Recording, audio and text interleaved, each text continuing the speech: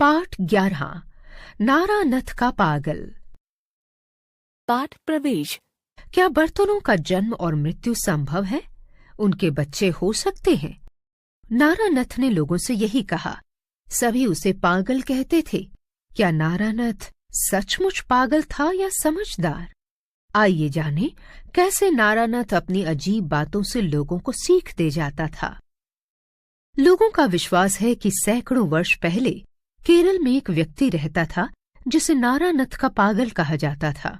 एक बार उसने अपने जन्मदिन पर लोगों को दावत देने की बात सोची। उसने बहुत से लोगों को निमंत्रित किया और दावत के लिए बहुत सारे चावल, सब्जियां तथा दूसरी चीजें खरीदी। इतना सारा भोजन पकाने के लिए उसने बहुत सारे रसोइये भी नियुक्त कर लिए। लेकिन उसे ध्यान आया कि इतने लोगों का भोजन पकाने के लिए उसके पास बड़े बड़े बर्तन तो है ही नहीं। वो सब पड़ोसियों के यहाँ गया और जो बर्तन वे दे सकते थे उनसे मांग लाया। बड़ी कठिनाई से वो उतने बर्तन इकट्ठे कर पाया जितनों की उसे आवश्यकता थी। आखिरकार खाना पक गया और परोस भी दिया गया। दावत बड़ी शानदार थी और उसके सभी मेहमान बहुत प्रसन्न हुए। दावत हुए काफी दिन गुजर गए थे, लेकिन नारानथ ने लोगों से उधार लिए हुए बर्तनों को लौटाने का नाम न लिया। कुछ पड़ोसी उसके घर गए और उन्होंने अपने बर्तन वापस मांगे। उसने सबको विश्वास दिलाया कि सारे बर्तन सुरक्षित हैं। अब वो और अधिक देर किए बिना उनको सारे बर्तन लौटा देगा। 2 दिन बाद उसने बर्तन लौटाने आरंभ कर दिए। प्रत्येक बड़े बर्तन के साथ उसने बिल्कुल वैसा ही एक छोटा बर्तन भी लौटाया। सबने उससे पूछा कि वह ऐसा क्यों कर रहा है।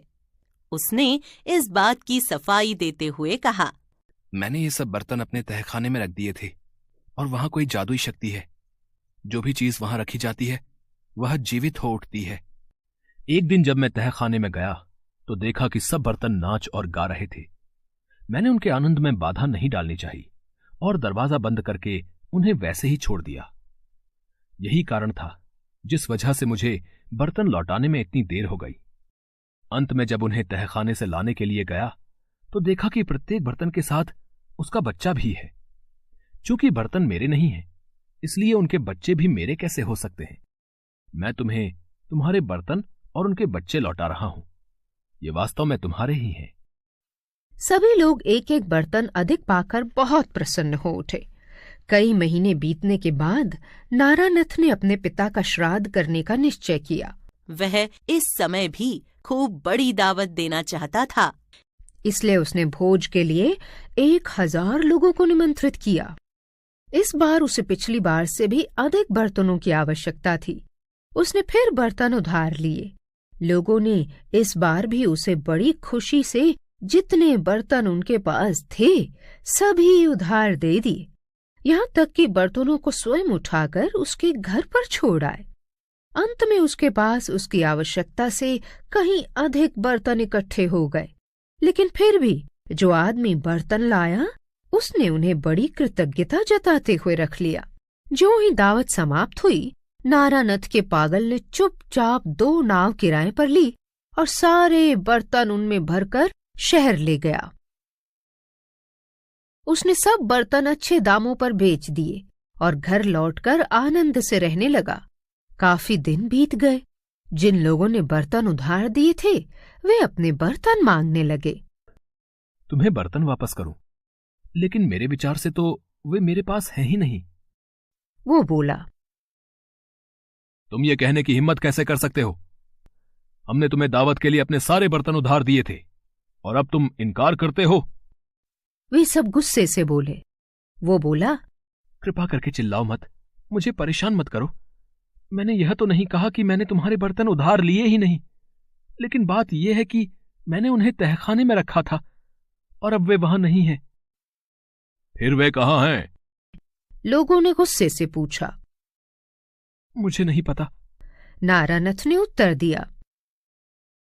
लोगों को जब ये विश्वास हो गया कि वो पागल उनके बर्तन वापस नहीं करना चाहता, तो उन्होंने उस पर कचहरी में मुकदमा कर दिया। नारानथ कचहरी में न्यायाधीश के सामने पेश हुआ।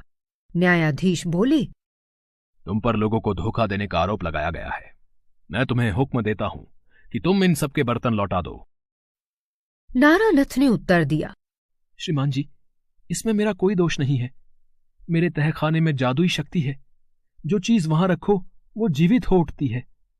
एक बार बहुत से बर्तन मैंने वहां रखे थे तो उनके बच्चे पैदा हो गए।